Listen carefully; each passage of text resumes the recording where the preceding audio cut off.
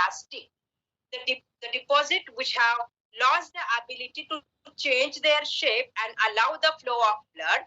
Okay, so these are acting as the obstacles to the blood flow, and therefore the supply of blood is not appropriate to different organs. Maybe it is heart or maybe it is brain, or it may happen that this atherosclerotic plate can get dislodged. Because of the atherosclerotic plates either at a stationary site or in the dislodge, you may get the formation of different clots of the blood. Okay, different clots at different sites, and therefore it can lead to you may have the diseases related to embolism. So what we have, what we are looking at is lipoproteins.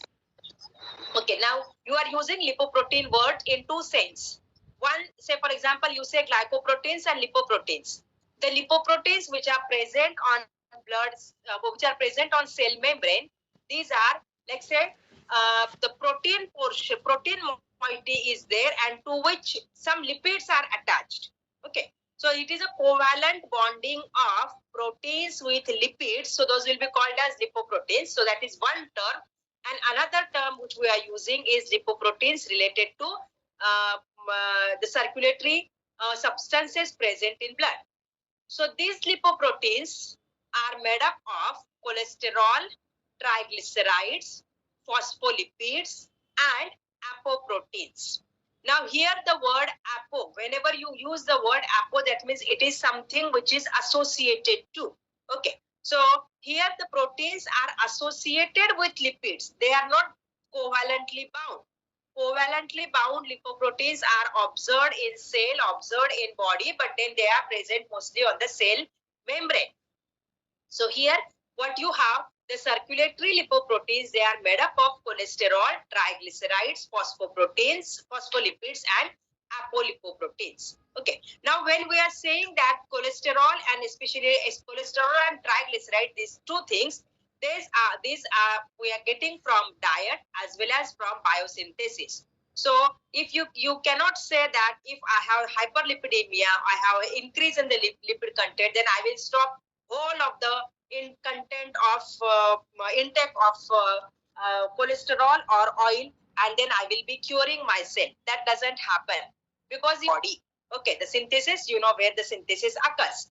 So what we have here, the cholesterol and triglycerides you are getting from diet as well as it is biosynthesized in body. And these lipoproteins, when they circulate in blood, from the word itself, lipids, that means the molecules which are not water soluble. If lipid molecules are to be circulated in blood, then these lipid molecules should be emulsified with something else. Okay, that means they should be protected by something, some other molecules. They should be present in such a manner, in such a physical characteristic that they will be protected from the aqueous environment of blood. So what we have, that lipoproteins, these lipids are present in the lipids are lipids are present. Did I write in wrong way? Lipids are forming the portion which is let's see here, like say for example, when we have the lipoproteins, then we have two important things, triglycerides and cholesterol esters. Triglycerides are again small molecules, cholesterol ester are again, we may say, the small molecules, and these two small molecules, these are the hydrophobic. So what you will get, this hydrophobic core will be inside the ball. The ball is made up of phospholipids. Okay. Now, just imagine that what we said for cell membrane formation, that cell membrane formation we have two layers of lipids. So, cell membrane is a bilayer. Here, the layer of phospholipid is monolayer. So, you can imagine that this is nothing but a micelle formation. say we have two things. One is liposome formation, which we say in a NDDS, new novel drug delivery system, and another one which you say micelles. So micelles are just surface active agents which are arranged in such a fashion that it forms a ball-like structure, a spear-like structure, hollow spear. So, and in case of liposomes, when you say is that the surface active agents form a bilayer. So, in both the cases, in case of liposomes as well as in case of micelles, you are using surface active agents. But the properties of surface active agents are such that in one case, the surface active agents are forming a bilayer. If the surface active agents are of similar characteristic, we are using the preparation method in such a way that the surface active agents will be arranging themselves in a bilayer fashion. So you will get the liposome formation. If they are arranging themselves in a monolayer formation, you will say that it will be the micelle formation. So you can consider that lipoproteins are the micelles formed by phospholipids. So in case of phospholipids, what you will get is that outer covering is that the other hydrophobic molecules, say for example triglycerides and cholesterol, etc., cholesterol ester especially, they will be within the sphere of the molecule, and the covering of that sphere is formed by phospholipids. Now, along with these phospholipids, we know that there can be a presence of free cholesterol, not cholesterol ester. It can be free cholesterol. Now, when you say the cholesterol, you can recall the structure of cholesterol, that it has the group at third position, it has the OH group. So this OH group can be esterified by fatty acids. So cholesterol itself is a hydrophobic molecule. To that, the OH group is esterified with a long chain fatty acid.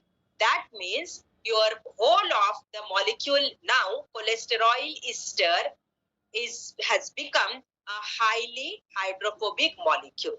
Okay, so it cannot remain in water. So for the triglycerides, again you can recall the structure of glycerin or glycerol, CH2OH, CHOH and CH2OH. So here we have three hydroxy groups. All these three hydroxy groups are esterified with long chain fatty acids, or long chain fatty acids may be saturated or unsaturated. So you will call them as a triglyceride. Transfer triglycerides and cholesterol to different organs. Okay. Now, two different organs. Cholesterol is always essential for formation of the new cells. Triglycerides, pre-fatty acids are always essential to provide and to be acting as a energy sources to muscles and others. So we are taking these compounds either from diet or by body synthesizing in the liver, in the hepatocytes. From the site of the synthesis, these molecules will come into blood. From the blood, they will be transporting it to the cells which requires these kinds of molecules. Okay, so we have the presence of the micelle, but one more. So here we can see that triglycerides, cholesterol ester and phospholipids or free cholesterol, all these molecules are lipid in nature. Then why the word protein is there? So along with these things, you may consider that this ball should not break. Okay, now because we know that micelles or liposomes or for that matter emulsions, thermodynamically these are unstable systems. So this lipid arrangement of different molecules should not break further when it is migrating along with the blood. So for that we have the protein molecules, okay, embedded in between this phospholipid layer. Okay, or you may say that associated from outside the ball with this phospholipid layer. So those will be called as apolipoprotein. Okay, the spelling is here mistaken. So we have apolipoprotein. Now this apolipoprotein can be of similar kind or they can be of different kind. Okay, so you may see that the same figure represented in various fashions. Okay, so here what we have, that the lipoproteins which is shown here has been with the apolipoproteins of different kinds. One is say red in color, one is blue, etc., etc. So this why they are shown in different colors? They are shown in different colors because apolipoprotein is of various kinds. The reason that you cannot have the lipoprotein of the same characteristic. Reason is we have to carry the triglycerides, cholesterol and other lipids from the synthetic side or from the absorption. Using the required quantity of triglyceride and cholesterol and other things, the lipoprotein is going to be different. Its physicochemical characteristic is going to be different. Therefore, to stabilize such kind of lipoprotein, lipid arrangement, we require different kinds of apolipoproteins. Okay, so you will see that the apolipoproteins are of different kinds. For example, when you say high density lipoprotein, the apolipoprotein which is associated is apolipoprotein A. Okay. In case of LDL, the apolipoprotein which is associated is ApoB, especially, and for which we are interested as a medicinal chemist, is the apolipoprotein B of type 100. You have different kinds of apolipoproteins. We are going to see it next.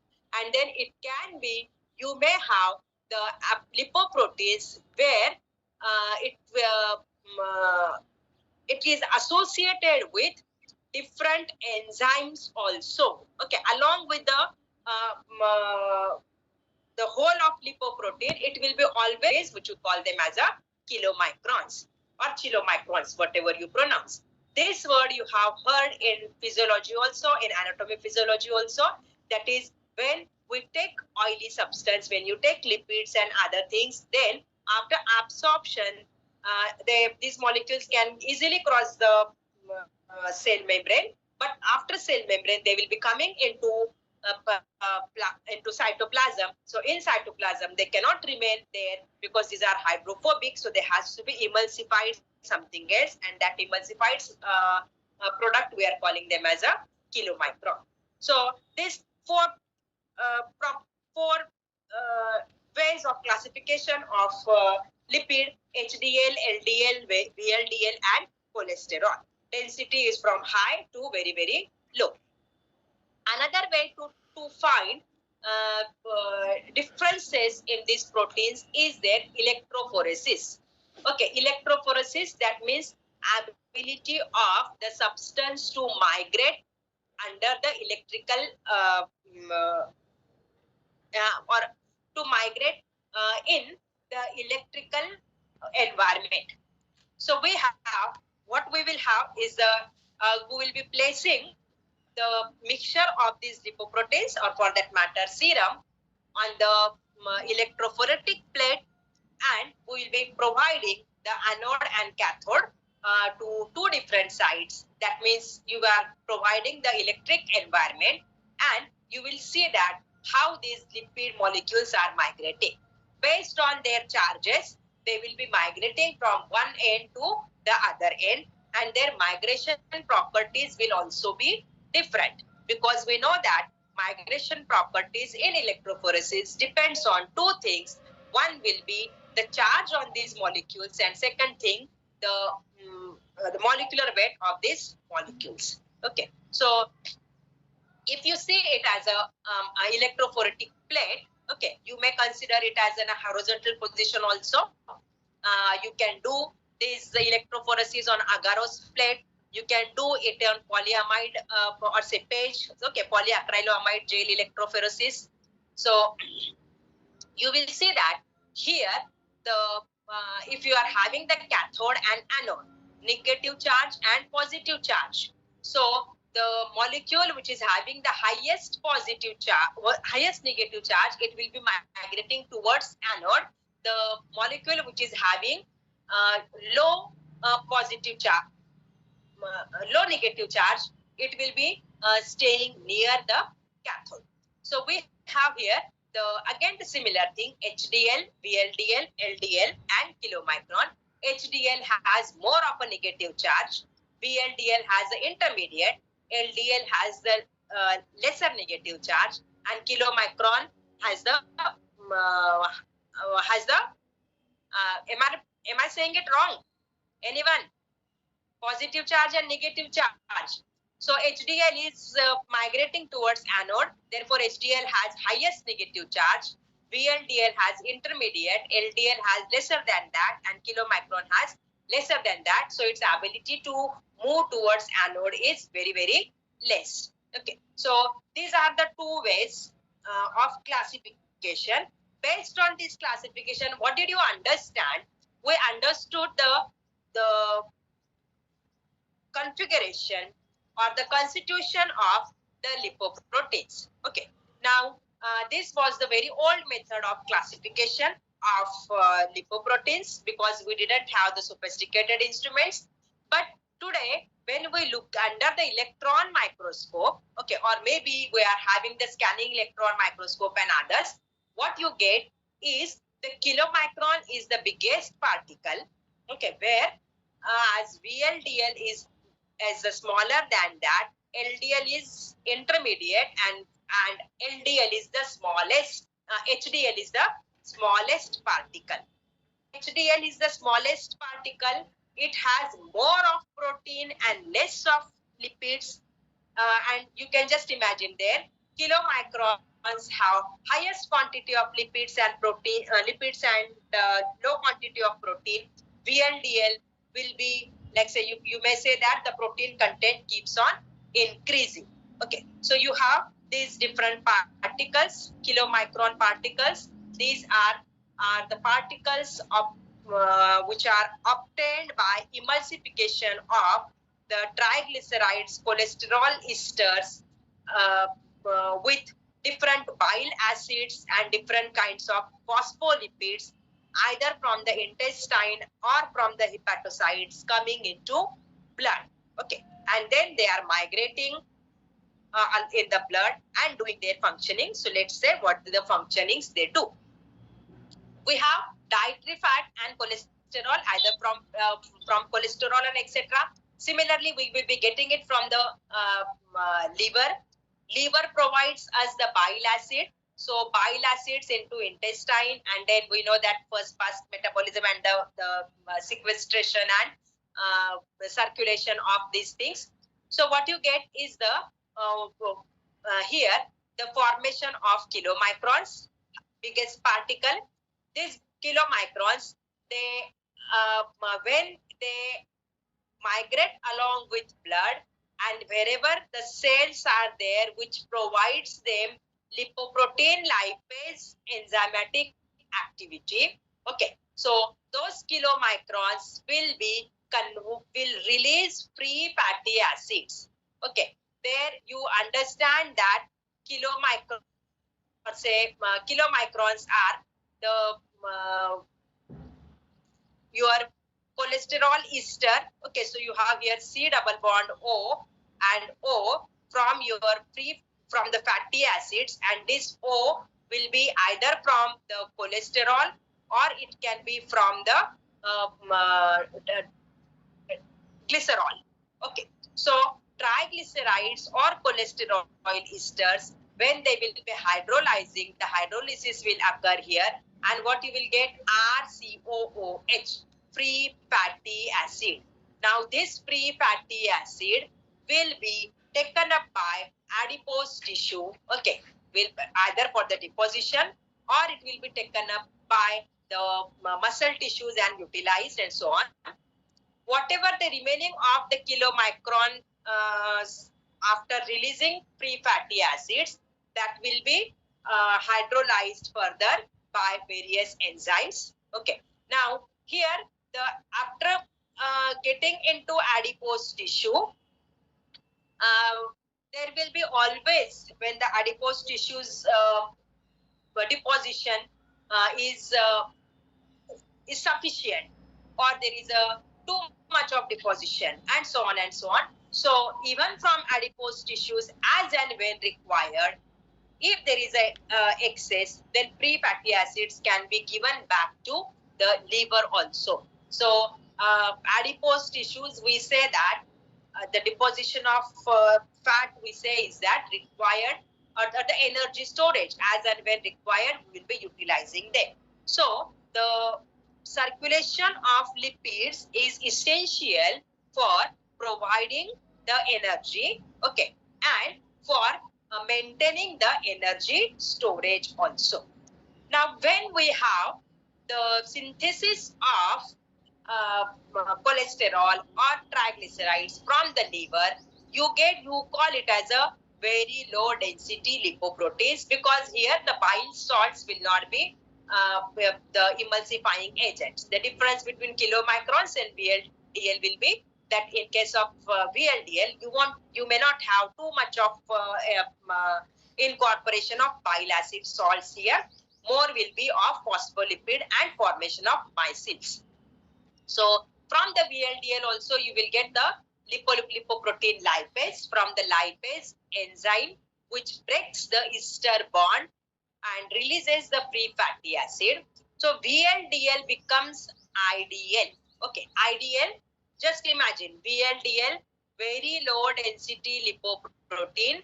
The quantity of lipid is high.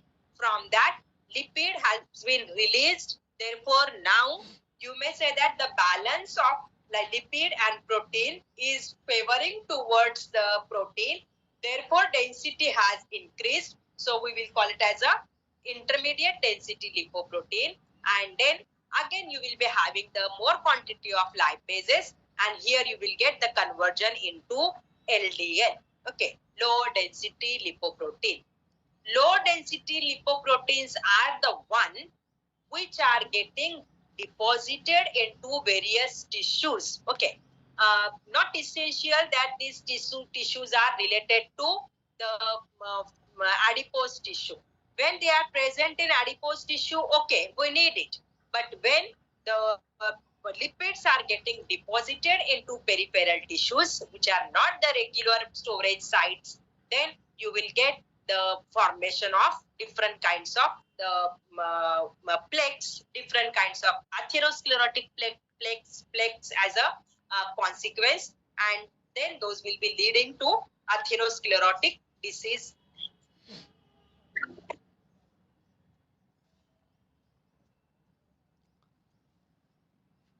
And then those will be related to the atherosclerotic disease.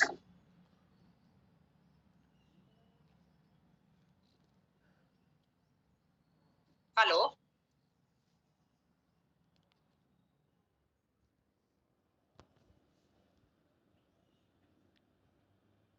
Hello? Yes, ma'am. Okay. So it will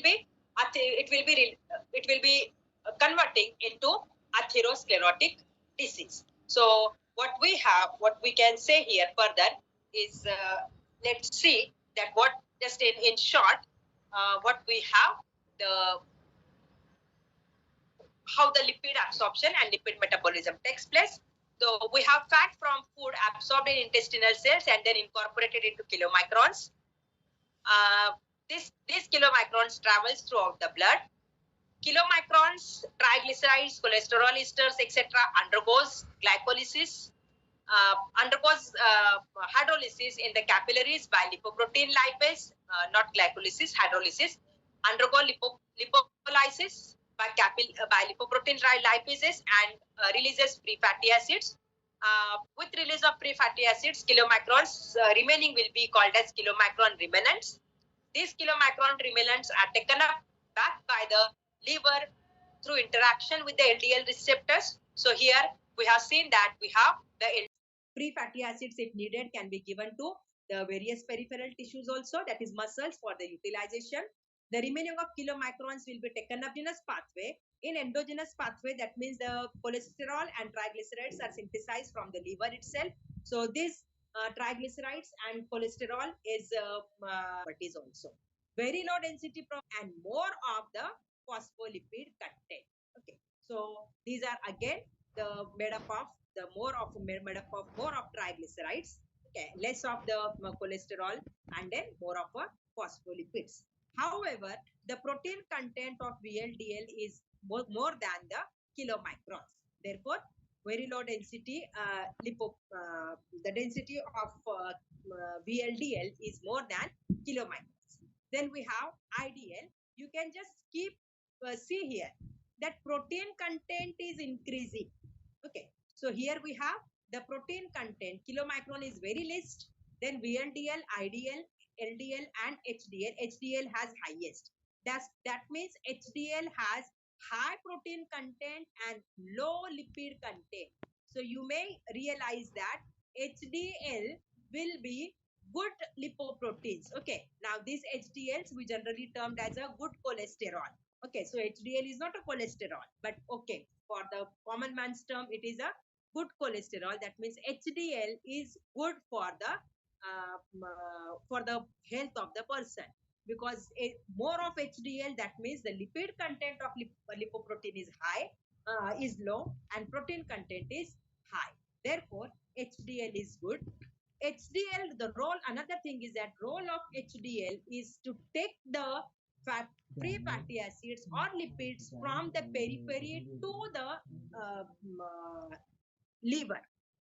That means it is taking out lipid from blood and giving it to liver for metabolism. That means it is decreasing the content of the plasma lipoproteins or plasma lipid. Therefore, whatever you have the atherosclerotic diseases, their chances will be less. LDL is the opposite one. LDL, we say that it is a bad cholesterol. The reason is LDL has less amount of protein, more amount of lipid. The lipid content, you can say that here it is very, very high in comparison to HDL. So lipid content is high, protein content is less, and moreover, the role of LDL is to provide lipid to the peripheral tissues. The reason is peripheral tissues has receptors called as LDL receptors. Therefore, LDL provides the lipids to the peripheral tissues. Now, these peripheral tissues can be anything. Peripheral tissues can be the epithelial cells of the blood.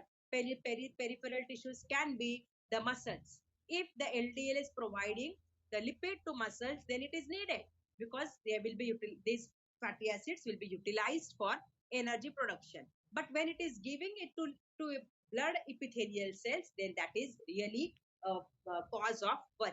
So here we can say that based on the composition of the lipoproteins, you have their characteristics different.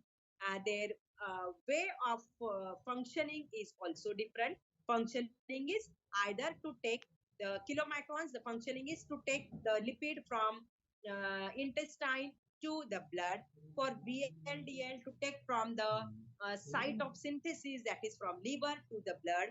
The role of LDL is to deliver lipid to the peripheral tissues.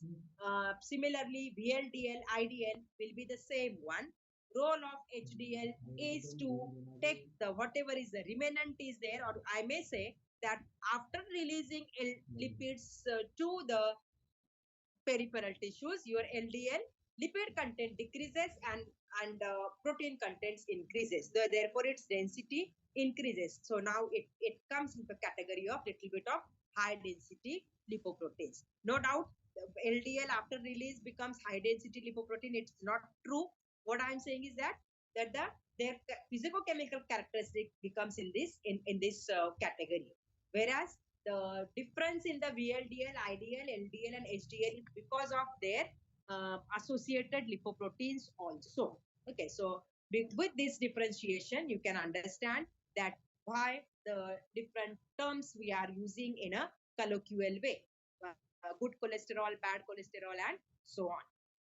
So say the same thing now in a detailed version that what we have. Now here you can see that what did I say, that VLDL, LDL, HDL and different lipoproteins after releasing lipid cannot convert into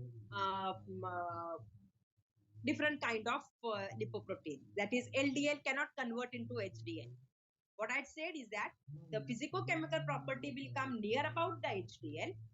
Now, those will be termed as, though the after giving out lipid, LDL will not be termed as HDL. They will be always termed as LDL remnants. The reason is the apoproteins associated with these are different. Say, for example, here you can say that for LDL, the apoprotein associated is ApoB100. And ApoB100 is the one which is recognized by the LDL receptor. So the peripheral tissue, peripheral cell has LDL receptor, and to this LDL receptor, LDL binds because LDL has B100 or say ApoB100 protein. HDL doesn't have ApoB100. Okay, ApoB100 is absent in HDL. So even if HDL wants to bind to receptor, it will not be able to bind to the LDL receptor. Even if HDL wants to deliver the lipid to the tissues, it will not be able to do because there is no one at the other side to receive the HDL. In case of LDL, even if the LDL content is low, you may get the atherosclerosis. Reason is LDL receptors are present everywhere. So imagine that by some genetic factor, the quantity of LDL receptor, the expression of LDL receptor is high, then what will happen? Even though LDL is not synthesized or LDL is not present in a large quantity in blood, but whatever LDL is there, it is working efficiently and releasing lipid to the peripheral tissues, and therefore there can be the atherosclerosis. Okay, so we say that the further when you have the word lipoproteinemia or hyperlipidemia, we have one important class that is called as the genetic or the familial hyperlipidemia. This is because of maybe the lipoprotein profile is not very different from a normal person, but still chances of atherosclerosis is high in these people. Okay, so say IDL. Yes, IDL we can say. IDL is also harmful because it has ApoB100. VLDL is also harmful because it also has B100. But like say, based on their densities and based on their ability, B100 content is very high in case of LDL. For VLDL and IDL, you have different lipoproteins again, apolipoproteins, C1, C2, C3. Here we have E, C2, C3. But here we do not have any other apolipoprotein. We have only ApoB100, and therefore its ability to react with lipoprotein receptors is very, very high. We call those receptors as LDL receptors. We don't call them as a VLDL receptors or IDL receptors. Research is going on and the papers are there which says that VLDL is also harmful, but the harm will be always lesser than the LDL. Okay, so we can have the characteristic of these lipoproteins. Now we have apolipoproteins. Now these apolipoproteins, as I said that you may get the very detailed version of this apolipoprotein characteristic. You may have the concise version also. Now say in this case, you will see that apolipoprotein itself is a protein which is synthesized by liver. Okay, so we have the important sites for formation of the apolipoprotein is liver. Second is you have intestine, and some of the apolipoprotein is synthesized even in brain, skin, gonads, spleen, etc. Okay, so what we have, the apolipoproteins are synthesized in liver, and that is the reason when the liver synthesizes triglycerides and cholesterol, it will be associated with these lipoproteins forming a micelle and giving it into blood. Okay, so we have here apolipoprotein. Now you will say that apolipoprotein B100, its molecular weight, you can see the molecular weights also. So this is the detailed version. If you look at the concise version, you will see that apolipoprotein 100 B100 is the one which directly binds to LDL receptor. Apolipoprotein AI is the one which activates lecithin cholesterol acyl transferase. So can you have the drugs related to this? Can you have the drug related to this? Apolipoprotein C2 activates lipoprotein lipase. Just imagine that if we have the inhibitors of apoprotein C2, then probably there won't be activation of lipoprotein lipase and there won't be release of free fatty acid. That means lipoproteins will go on circulating in blood, but the deposition of the lipid into the tissues will not be very, very high. So we have different the possibilities why we are studying all these things, that based on this we can imagine that are there any kind of targets possible on which we can develop the drugs. And you will see that yes, we have developed the drugs based on this understanding. So again, the same thing, I had shown the electron microscopic picture. Now in this, the very simplified picture of that kilomicron apoprotein content is very less. LDL apoprotein content is high. HDL apoprotein content is very, very high. Cholesterol content in LDL is very high. Kilomicron, it is little bit less, and triglycerides is more, and so on and so on. So it is just revalidating whatever we have seen earlier. Okay. The same thing, exogenous pathway and endogenous pathway, which I said here. I'm just focusing on the concept of lipoprotein receptors and LCAT. Okay, lecithin cholesterol acetyl transferase. So what you get is the conversion of HDL to IDL is possible with the LCAT. So we can have the inhibitors of LCAT so that the quantity of HDL can remain higher. We can get the LDL. We can get the inhibitors of LDL receptors, that means the antagonist of LDL receptors. Okay, and we can have the agonist for LDL receptors present on hepatocytes, so that the remnants of LDL will be taken up by the hepatocytes. Right now, we do not have the drugs related to this, but yes, we have the drugs related to LDL receptor antagonist, or which can bind to LDL receptors. Okay, so with this, what we have that LDL receptors is a important target, we may say. Another important target is synthesis of cholesterol or synthesis of triglyceride inside the body, that is in the liver. So hepatic synthesis of cholesterol and triglycerides we can inhibit. The binding of LDL to LDL receptor we can inhibit, and so on and so on. So we have the various diseases which you can imagine with the changes in the quantity of lipoprotein in blood. So plasma lipoprotein, or in short what we call it as a lipid profile. So lipid, based on this lipid profile, we generally say hyperlipidemia. But when we are saying hyperlipidemia, at that time we are always saying that there is a quantity of some lipids increasing, and based on that there will be quantity of other lipids either constant or decreased. Therefore there is an imbalance between the quantities of lipids, therefore called as dyslipidemia. Now this you can this can be classified into 5 categories: 1, 2, 3, 4, and 5.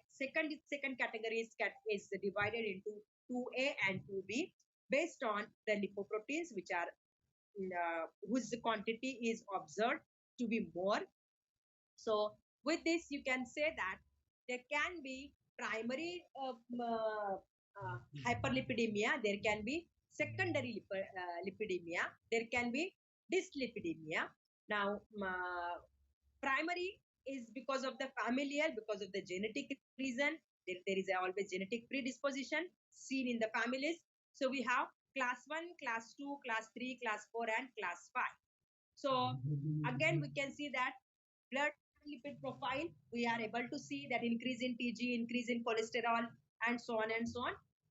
How the quantity is increased, the one arrow indicates, say, intensity, and then more the arrow, more will be the intensity here. So if you are looking at finding the etiology, then class 1 is because of the lack of LDL receptor, class 1, lipoprotein. Triglyceride is very high and the cholesterol is very high. So lack of LDL receptor, it is inherited diseases. You will see that high levels of LDL in blood, such kind of diseases do not respond to drug treatment. What generally we observe along with age are class 2, class 3, and all other things. Class 2 is because of the less quantity of LDL receptors. Along with age, maybe there is a decrease in the LDL receptor. There may be LDL receptor decrease. Then class 3, LDL receptor inability to recognize apolipoprotein. Class 4, defective endocytosis. Class 5, defective receptor recycling. The secondary hyperlipidemia is because of the various disease, many times type 2 diabetes, age onset type of diabetes. The person are prescribed with the atorvastatin or other lipid maintaining drugs. Okay, so it is because of the secondary. So you have this secondary hyperlipidemia also. So you have how we can control hyperlipidemia. So what can be the strategy? So strategy can be that from the diet, I may say that how the change the lifestyle, change your diet, how the low fat, low oil containing diet. So you have change in the diet. You may have, I don't want to change my diet, okay, but I want to decrease the absorption of oil, fat coming through diet. So there can be decrease in the absorption. There is drug, but then it is always given along with the other drugs, not the primary drug. Primary drugs are related to, can I decrease the biosynthesis of cholesterol and triglycerides? Okay, so that will be with the help of HMG-CoA reductase inhibitors. Can I decrease the can I increase the excretion of fatty acids? Can I increase the excretion of lipids? So that can be by bile acid sequestrants. That is, if bile acid is not present in intestine in sufficient quantity, so whatever the oil we have consumed, that oil will remain in the content of the intestine, and it will be, like, say, if it is absorbed into cell of the intestinal cell, it will be thrown back again, because inside the cell we have the cytoplasm, which is water. So it will not allow the presence of lipid molecule, hydrophobic molecule in it. So it will be again thrown out. So we have the bile acid sequestrants. Okay, so we can we increase or can we modify the lipoprotein metabolism by some way? So we have different compounds such as fibrates and others. So this is the strategy. One is to decrease the absorption of oil, fat into the blood. Second one is that when it is flowing into the blood because of the bile acid, so can you have the limited supply of bile acid so that chylomicron will not be formed. You may have that this is from exogenous pathway, but endogenous pathway is synthesizing the molecules of cholesterol and triglycerides. Can we decrease that synthesis? So you may have the HMG-CoA reductase inhibitors.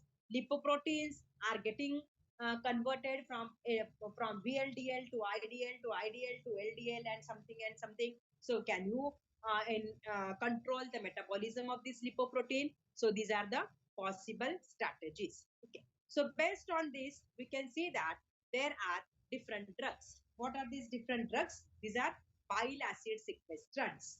Okay. So cholestyramine, cholestyramine, cholestyramine, bile acid sequestrants, similar. We will just stick first to the bold portion which is shown here, that bile acid sequestrants, you have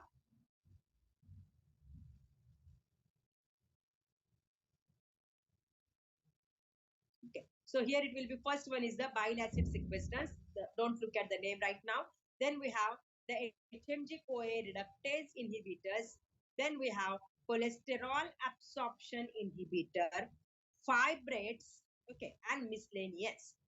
So what are the as per the strategy, the maybe if you want to write the cholesterol absorption inhibitor at the beginning, it's okay. So as per the strategy, decrease the absorption of lipid, fat, cholesterol. So that will be those inhibitors.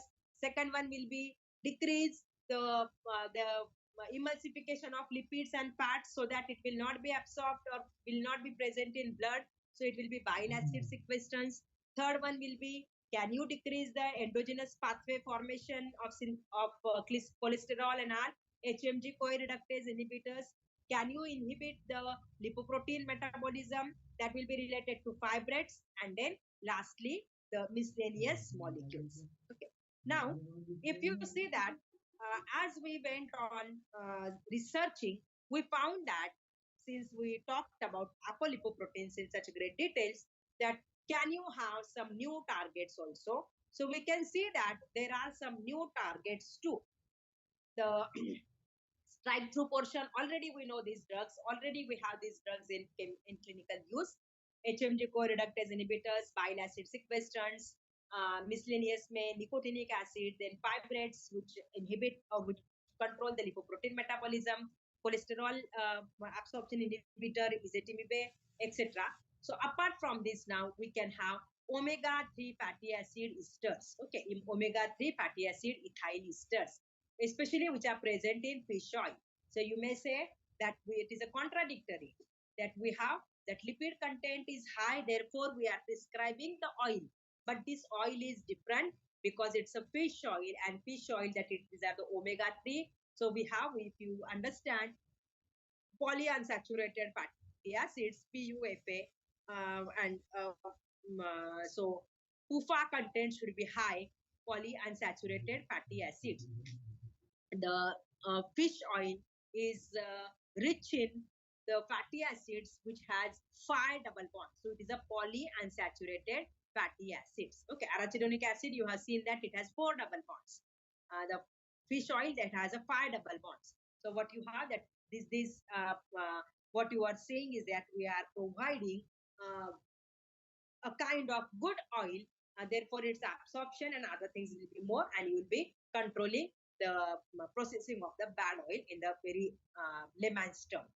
Then we have these PCSK9 inhibitors. Let's see what it is. Then we have the microsomal MTP inhibitor, microsomal triglyceride transfer inhibitor. Okay, so triglycerides are transferred to microsome, so that will be inhibitor of this enzyme or transporter, microsomal triglyceride transfer, and then inhibitors of apolipoprotein B10 synthesis. You have the you can have the antagonist for B10, B100 receptor also. Right now they are under clinical trials, not approved yet. But then yes, we have developed the drugs which will inhibit the apolipoprotein B100 synthesis. अगर B100 ही नहीं होगा तो LDL नहीं बनेगा, LDL नहीं बनेगा तो LDL receptor पे काम नहीं होगा, LDL रिसेप्टर पे काम नहीं होगा तो lipids will not be deposited into the target tissues, especially into the epithelial cells of blood and etc. So we have the bile acid. The first class we may say is that bile acid sequestrants. Okay. here the bile acid sequestrants, that means complexing agents. So these molecules are complexing agents which form complex with bile acid. Bile acid means folic acid salts. Okay, आपने अभी cholesterol, folic acid ये structure हमने steroids में देखे हुए हैं. So this folic acid which has a COOH group. So folic acid salt COO minus and say maybe the important ion present in body Na plus. So this bile acid should not react with the lipids, should not react with free fatty acid, should not react with triglycerides. So bile acid will be reacted with some very large molecular weight, will be reacted with very large molecular weight compounds, and these large molecular weight compounds are cholestyramine, cholestyramine, and cholecyvalum. So these are the resins. Okay, resins, these are the polymers. Okay, resin like structure, therefore called as resins. Actually these are the polymers. Polymers of, for example, you have cholestyramine. Cholestyramine is the polymer of styrene. Already we have looked at the structure of styrene. If you recall, during the structure of diethylstilbestrol, I had asked you the structure of ethylene. Then monophenyl ethylene, that is styrene. Diphenyl ethylene, that is stilbene. So here we have monophenyl ethylene, that is styrene. Divinyl benzene. This one is the benzene. This one is the vinyl group. So on this vinyl group, we have the presence of benzene. On benzene, there are two vinyl groups. Therefore, divinyl benzene. So we have the polymer of styrene and divinyl benzene. So you get that molecule will be called as cholestyramine. So we have this some of the molecules of CH2. Here it will be converted to the amine, therefore called as cholestyramine. Cholestyramine is the polymer of styrene and divinyl benzene. Then we have some of the polymers of tetraethylene pentamine. Okay, so we have here 1, 2, 3, 4. Okay, so ethylene. It will be ethylene will be CH2 group, CH2 group, CH2 group, and ethylene will be C double bond C. Okay, so we have 5 such kind of groups, and these 5 groups, they are united through amine group, and there are such 5 amine groups. Say here you have 1, 2, 3, 4, and 5. Therefore, pentamine and pentamine, and during this reaction, the double bond has been reduced, and therefore you have now ethylene. CH2, CH2, we will be calling it as a ethylene. So we have here tetraethylene pentamine. Now this tetraethylene pentamine with epichlorohydrin, epoxide with CH2Cl reacts. So you will get the formation of cholestyramine. Okay, so there is a formation of the cross link with epichlorohydrin in tetraethylene pentamine. It will be cholestyramine. And similarly, we have cholestyvalum. It is again the polyamine with polyamine joined together, the bridge of the 1, 2, and 3, with hydroxy, the 2-propanol amine. What you will be getting is cholecyvalum. So we have 3 compounds. Which are the 3 compounds? Cholestyramine, cholestyramine, and cholecyvalum. Cholestyramine is the polymer of styrene and divinyl benzene, where some of the units are aminated. So it becomes a what you have the trimethyl aminated. So we have cholestyramine. Another one is cholestyramine. Cholestyramine is epichlorohydrin and tetraethylene pentamine polymer. So we get the cross-linking agent is epichlorohydrin, cholestyramine, and then cholecyvalum. Cholecyvalum is polyethylene amine with the cross-linking agents of 2-propanol amine. So cholecyvalum. So these are the high molecular weight compounds, and these molecules, if you see here, always they will be having they will have the positive charge on them. So here it will be NCH3. In water it will be protonated, so you will have N plus. Here already you have this NH2, therefore already we have N plus. Okay. So here again we have polysivalum. So here we have NCH3 thrice. So again it will be positively charged. So all these compounds are positively charged. Bile acid has negative charge. Therefore, the cholestyramine, cholestyramine, and polysivalum, they will form a complex. Okay. So bile acid will be a small molecule. In comparison to that, these resins, cholestyramine, cholestyramine, cholestyramine, will be big molecules. Now, the big molecules complexing with the small molecules, total molecule will be a big one, which will not be crossing the cell membrane. That means the complex formed by bile acid and the drug, either cholestyramine or cholestyramine or cholestyramine, it is not absorbed. Okay, it cannot be absorbed from intestine. That means what you are doing, even if the content of the diet content of fat is high, or if it is there, and you are giving the bile acid sequestrants, bile acid will not be available for the emulsification of these oils, and therefore the oils will be like say will be going through the fecal matter and excreted. So this is one way. However, there are some effects.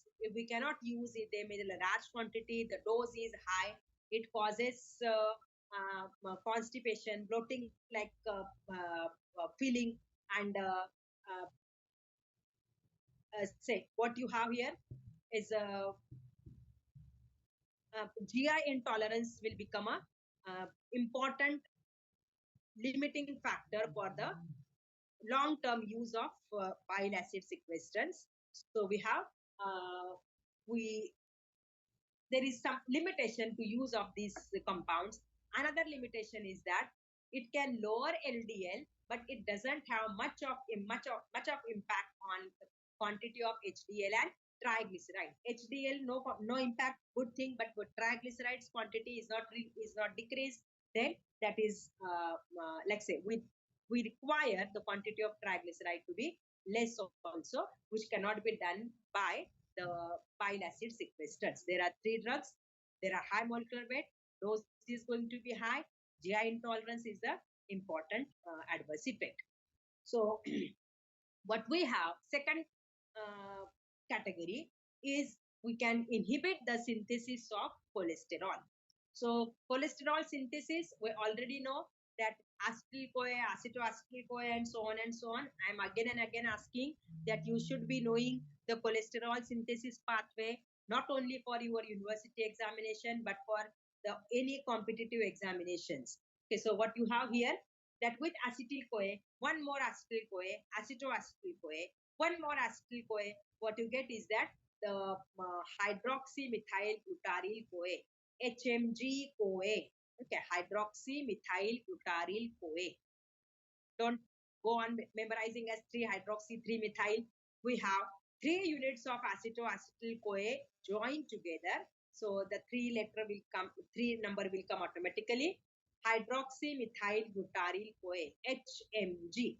Okay, glutaric acid. Okay, glutaric acid. If you recall glutaric acid, then it is a dicarboxylic acid. We have COOH group, 2 COOH group. So glutaric acid.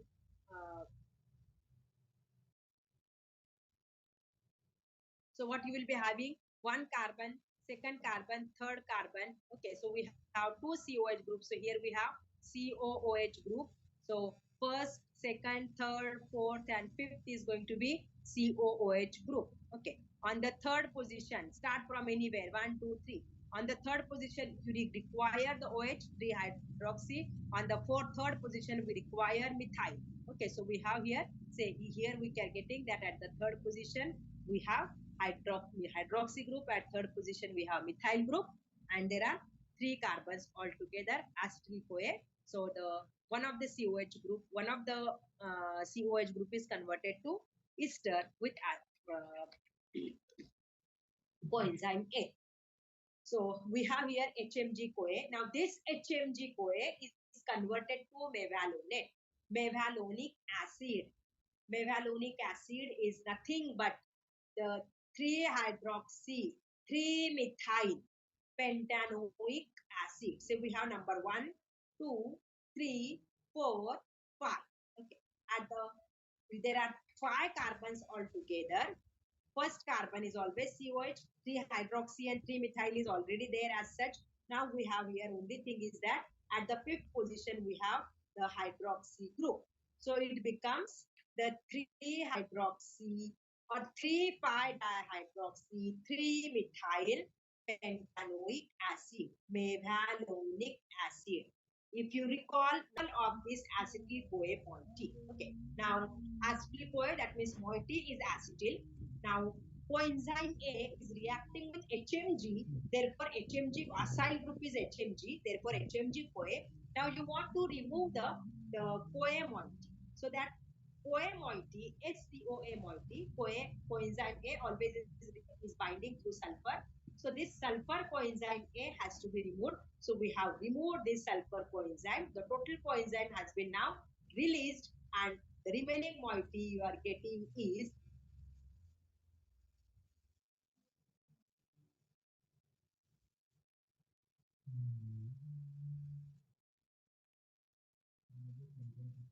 do microorganisms synthesize the molecule similar to that of mevalonate? Because this is the secondary metabolite for those microorganisms. We didn't ask the microorganism to synthesize them. So what you are getting, that microorganisms, what they do is that simply cyclize this COOH and OH. So there will be formation of lactone.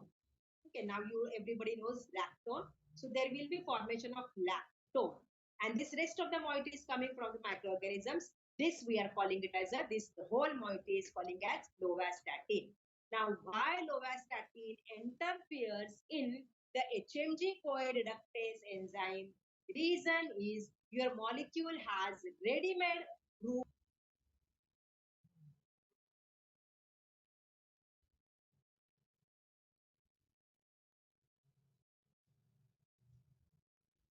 statin, and it is not able to convert HMG-CoA to the mevalonate now. Therefore, it is termed as mevalonate HMG-CoA reductase inhibitors. Okay. So, what is important portion in all statins is this much portion. Important portion in all statins is this one. Okay, lactone moiety. This OH group is essential because it now looks like HMG-CoA. So we have here that we may have compounds where this is your heterocycle. As I said, that it can be indole, it can be pyrazole, it can be pyrrole, it can be pyridine, pyrimidine, so on. So here we are changing the group, but we are keeping this moiety either as a closed lactone moiety. The examples are mevastatin, lovastatin, simvastatin, which you get from the microorganism themselves. Then we have the modified molecules where we have opened this chain. Now this is similar to that of HMG-CoA except the presence of methyl group.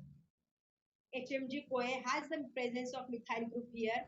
The molecule of statins do not have the 3-methyl group. It has only 3-hydroxy group. Therefore, there is resemblance, but at the same time, there is something different structure from the HMG-CoA. For example, you have fluvastatin, atorvastatin, serivastatin, etc. So, these two molecules looks like the original substrate of HMG-CoA reductase. What you say is that the lactone group hydrolyzes to COH and OH. This mimics the tetrahedral intermediate formed by HMG-CoA reductase and HMG-CoA. What we said earlier, that your molecule HMG-CoA is forming the intermediate. So the structure of intermediate and the structure of your molecules, drug molecules are similar. Therefore, you have the binding of the molecule of drugs to the HMG CoA reductase enzyme. Okay, so you can have the mimicking molecule with the endogenous substrate. So this much you can consider as a pharmacophore, that this much group is essential for the activity. Rest of the group here we are showing it as a big circle, that these are the bicyclic portion or single cyclic portion, which mimics the big protein. The size of coenzyme A and size of these big proteins are little bit similar. So we have here the rationale for competitive binding of the coenzyme A reductase inhibitor drugs with the enzyme HMG CoA reductase. Okay. So we have the if we have the molecule lactone group is essential, the third wedge group is essential. If we are opening up the lactone chain, then two hydroxy group are essential. We require the side chain of heterocycle. These heterocycles, if you see further the structures of molecules, these heterocycles are substituted with always the big substitution, such as say here 3-phenyl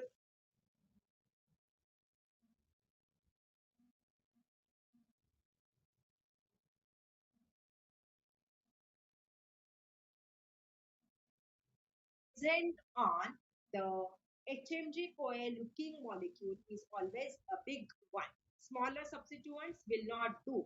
You will not find any molecule where we have removed the heterocycle and just added the small alkyl group. Nothing. It will not be binding to HMG CoA reductase. So we have all these molecules here. Now, all these molecules, most of the statin molecules are to be taken uh, at the night time. Okay, maybe after, like say, at the time of sleeping or at the night time or in the evening.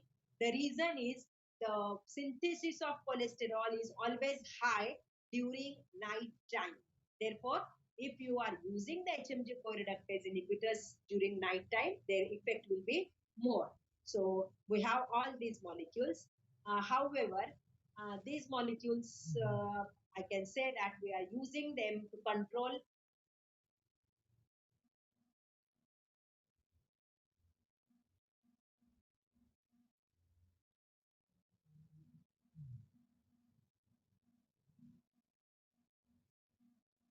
So that is one of the important adverse effect of these compounds.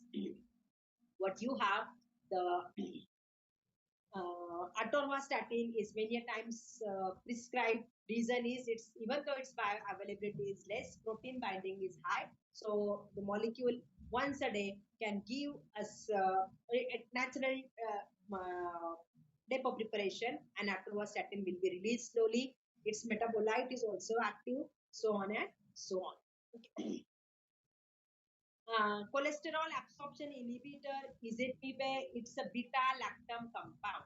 Okay, now again, this molecule has been by little bit of serendipity, and then after that, the development. Here we are getting is the beta-lactam molecule. Beta-lactam molecule, we know that we study them in penicillins also.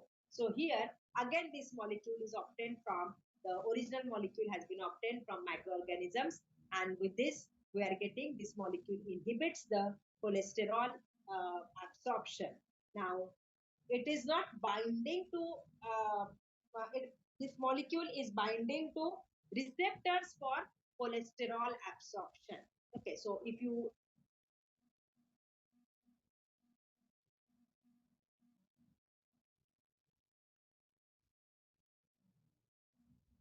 for passive diffusion, carrier mediated transport.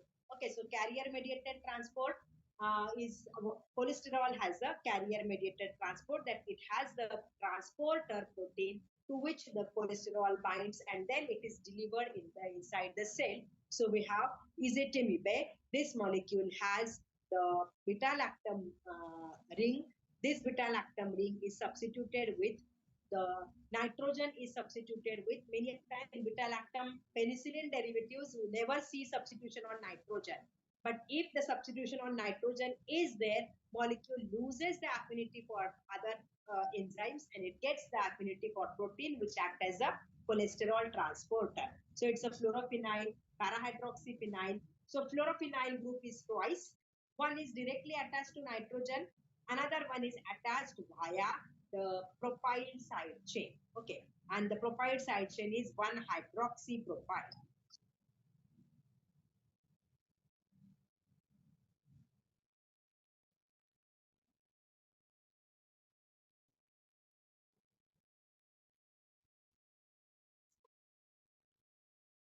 Okay. If you look at the molecule, then you can say that your compound is beta lactam. In beta lactam, you will say 1, 2, 3, and 4. Okay, so you will say N. N parafluorophenyl. 3 parahydroxyphenyl. 2 in bracket 3-hydroxy 3 parafluorophenyl propyl, and then beta lactam. That will be the IUPAC. That will be kind of IUPAC for the ezetimibe molecule, which is a cholesterol absorption inhibitor. Then we have fibrates. Okay, which we classified as a somewhere they interfere in lipoprotein metabolism. So how they interfere in lipoprotein metabolism? So these molecules are their mode of action. The molecule has been in use since long.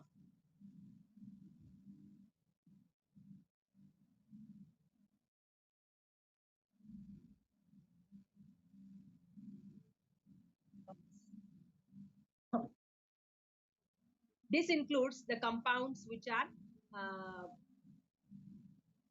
acting as the PPAR alpha agonist. Okay, you have heard about the term PPAR gamma receptor and PPAR delta receptors for the development of anti-diabetic molecule glitazones. Glitazones act on PPAR gamma and PPAR delta receptors. Then you have heard about the term glitazar, the dual PPAR receptor agonist, PPAR gamma and PPAR delta. Here we have PPAR alpha receptors. What the PPAR alpha receptors do? That these are the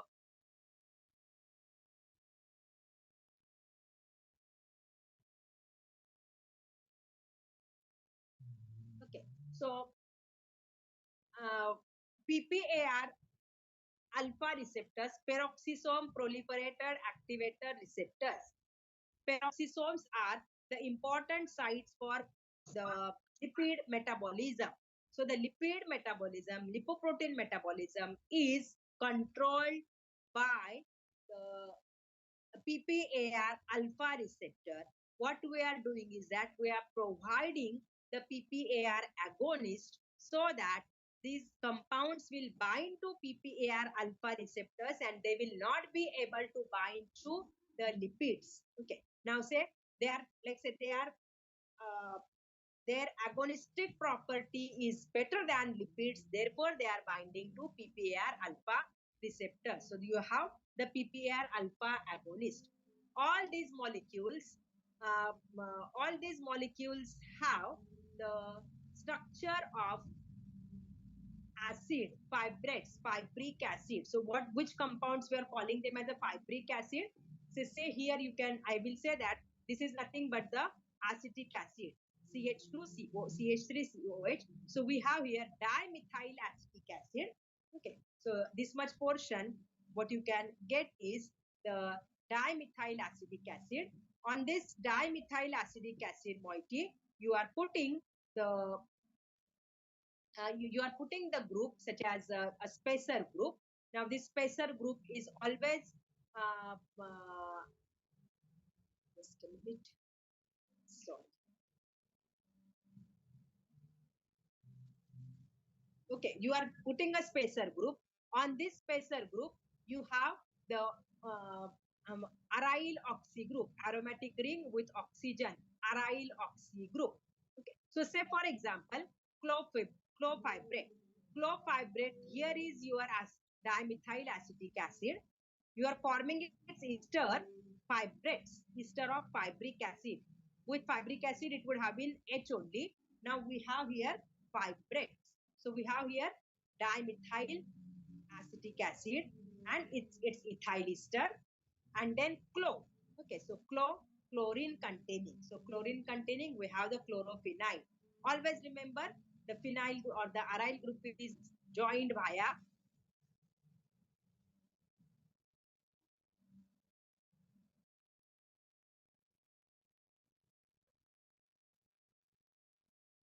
oxy spacer group and the fibric acid. So fibrate, clofibrate, fibric acid is dimethyl acetic acid. On this dimethyl acetic acid, put a spacer group. On the spacer group, put a aryl oxy ring. You get the compound clofibrate, gemfibrozil.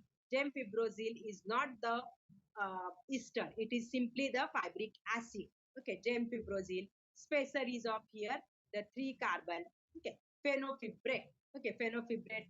Here you are getting the presence of fabric acid, dimethyl acetic acid, and the ester is of propyl group, isopropyl group, so on and so on. So you have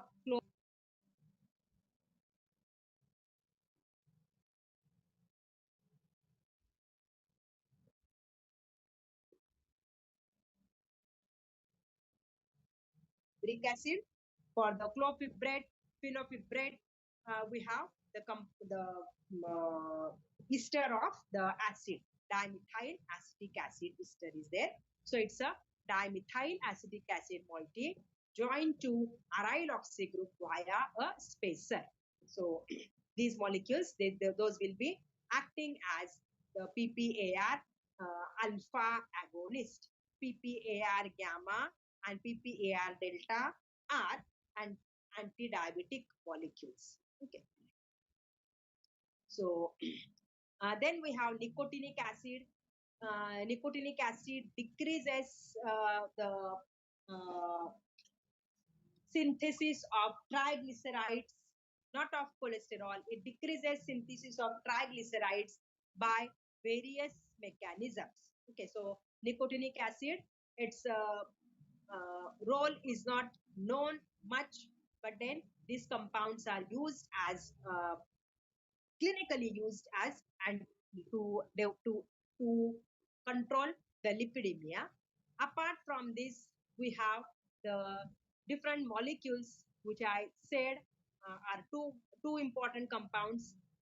Apolipoprotein B synthesis inhibitor, and second one is, what did I say? PCSA. So it's my request now to find the names of, or say long form of these compounds and what they do. So already we know that the role of lipoprotein is apolipoprotein B100 is to act as the receptor recognizing component of the lipoprotein. So we have mipomersen as its inhibitor for macrosomal triglyceride transferred MTP inhibitor lomitapide. Okay. Then we have PCSK. PCSK is a new concept. So you can just look at the name of the drug which inhibit the PCSK receptor or enzyme. So these are the three important compounds. If you are not getting it, you can just tell me so we can discuss it again. These are the new ones, so I'm not asking you to go for the structures of these compounds, but yes, you should understand the mode of these compounds. Okay, so we have uh, in the In the old books, you will find only these first 5 classes. In HMG co-reductase inhibitors, bile acid sequesters, pyric acid derivatives, inhibitors of cholesterol absorption, and miscellaneous compounds which will be related to nicotinic acid, beta-sitosterol, and others. Whereas the newer books, you will find the inclusion of omega-3 fatty acids. Omega-3 fatty acids, these are, in fact, these are not the drugs. We may say that these are the molecules which are with the primary drugs such as HMG co-reductase inhibitors, bile acid sequestrants, omega-3 fatty acids, ethyl esters can be given. Whereas PCSK9 inhibitors, MTP inhibitors,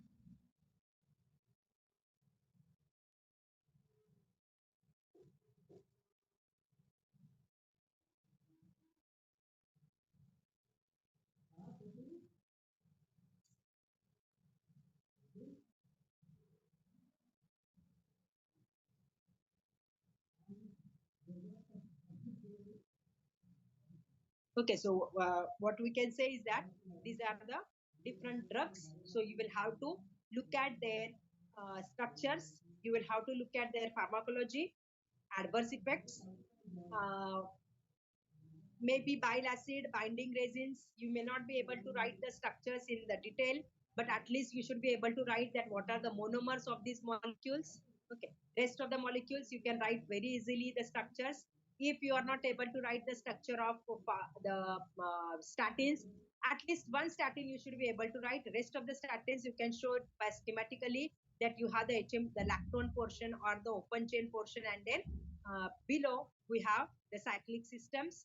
The cyclic system can be monocyclic, can be bicyclic. Okay, bicyclic, for example, quinoline. Monocyclic, for example, pyridine, pyrimidine, pyrrole.